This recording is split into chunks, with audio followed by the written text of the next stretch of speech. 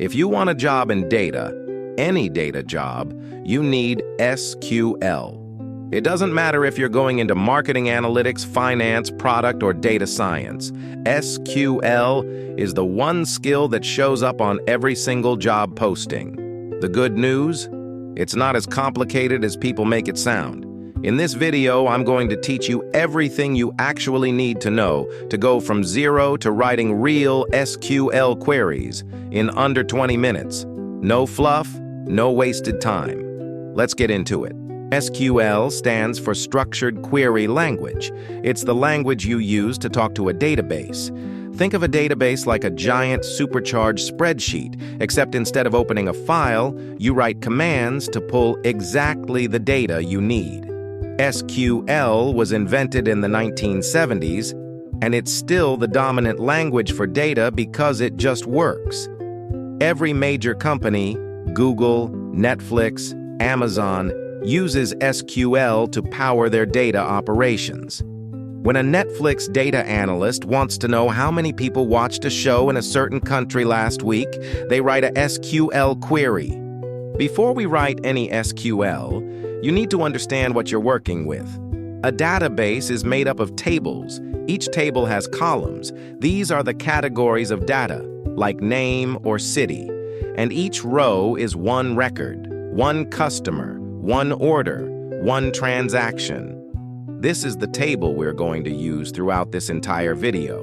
It's a simple customer table with 4 columns: customer ID, name, city, and purchase amount.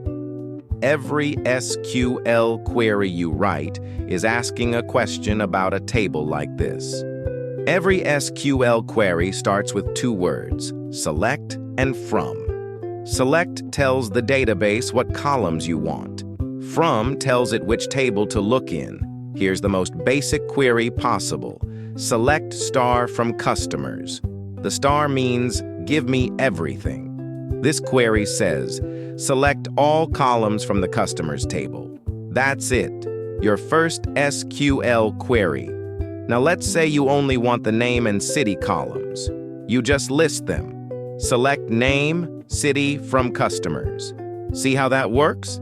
You're in control of exactly what data comes back. This is already more powerful than manually scrolling through a spreadsheet. Select and from get you the data. Where lets you filter it. This is where SQL starts getting really powerful. Let's say you only want customers from New York. Select star from customers where city equals New York, or customers who spent more than $500. Select star from customers where purchase amount is greater than 500. You can even combine conditions. Use and when both conditions must be true. Use or when either one is enough. Select star from customers where city equals New York and purchase amount is greater than 500. Now you're filtering across 2 conditions at once. This is the kind of query real analysts write every day. 2 more clauses you'll use constantly: order by and limit. Order by sorts your results. Want to see who spent the most? Sort by purchase amount descending. That means highest first. Select name, purchase amount from customers. Order by purchase amount DESC or descending. And limit caps how many rows come back. If you have 1,000,000 rows and you just want to see the top 10 customers, select name, purchase amount from customers. Order by purchase amount DESC. Limit 10. This is a real-world query. You're literally asking, who are my top 10 customers by spend? This is the kind of thing an analyst pulls every week. This is where things get really interesting. Group by lets you summarize data by category.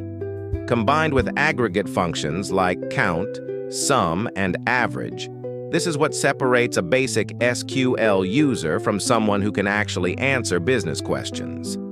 How many customers do we have in each city? Select city, count star as customer count from customers, group by city. The as keyword just renames the column in your output. So instead of count star, it shows as customer count. clean and readable. What about total revenue per city? Select city, sum purchase amount as total revenue from customers grouped by city. Order by total revenue descending. Now you're generating insights. You're not just pulling data, you're answering questions. Let's put it all together. Every SQL query follows the same order. Select, what columns? From, which table? Where? Filter rows. Group by, group into categories. Order by, sort the results. Limit, cap the rows. Here's a query that uses all of it. Select city, sum purchase amount, as total revenue from customers. Where purchase amount is greater than 100, group by city. Order by total revenue descending. Limit 5.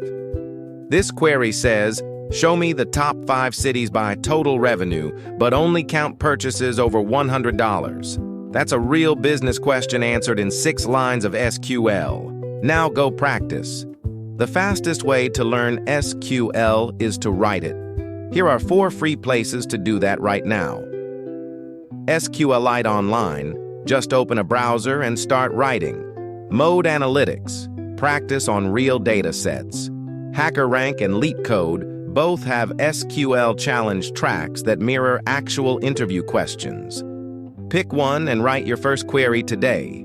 And remember, watch this video again whenever you practice. Repetition is how SQL actually sticks. If this video helped you, subscribe.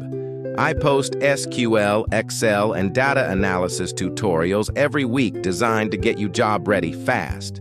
And if you want to know the exact SQL questions that interviewers actually ask in 2026, that's the next video.